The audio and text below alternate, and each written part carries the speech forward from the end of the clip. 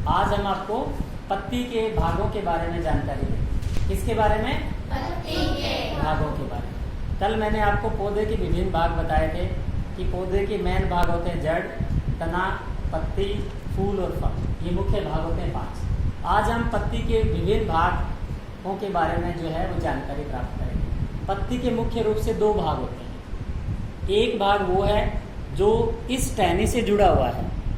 ये टहनी है ना, तना कह लो, शाखा कह लो, टहनी कह लो, जिससे पत्ती जुड़ी हुई है, जिस भाग से जुड़ी हुई है उस भाग को कहते हैं पर्णवृत्त। क्या कहते हैं उसको? पर्णवृत्त। और ये जो भाग आपको दिखाई दे रहा है, हरे रंग का जो चपटा भाग आपको दिखाई दे रहा है, इसको कहते हैं पटल या फलक। क्या कहते हैं इसको? पटल या फलक। यानी पत्ती के मुख्य रूप से 2 भाग हैं। एक भाग तो वो है जिसके द्वारा वो तने से जुड़ी होती है या जिसके द्वारा वो किसी शाखा या टहनी से जुड़ी होती है, उसको कहते हैं पर्णवृत्त। क्या कहते हैं उसको?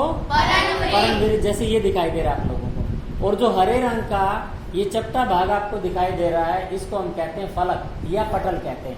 अगर मैं इस पत्ती को अलग कर लूं इस टहनी से, तो आपको स्पष्ट 2 भाग दिखाई दे रहे हैं इसके। एक ये जो छोटी डंडी आपको दिखाई दे रही है, ये क्या है? पत्ती का पर्णवृत्त है, क्योंकि किससे जुड़ा हुआ था?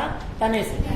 यानी पर्णवृत्त द्वारा पत्ती तने या टहनी से जुड़ी होती है। और जो ये हरे रंग का आपको चपटा भाग दिखाई दे रहा है, इसको कहते हैं पटल या फलक। तो पत्ती के मुख्य कितने भाग हो गए? 2, पर्णवृत्त और पटल। याद हो गया सबको? क्लियर हो गया कि पत्ती के कितने भाग हैं?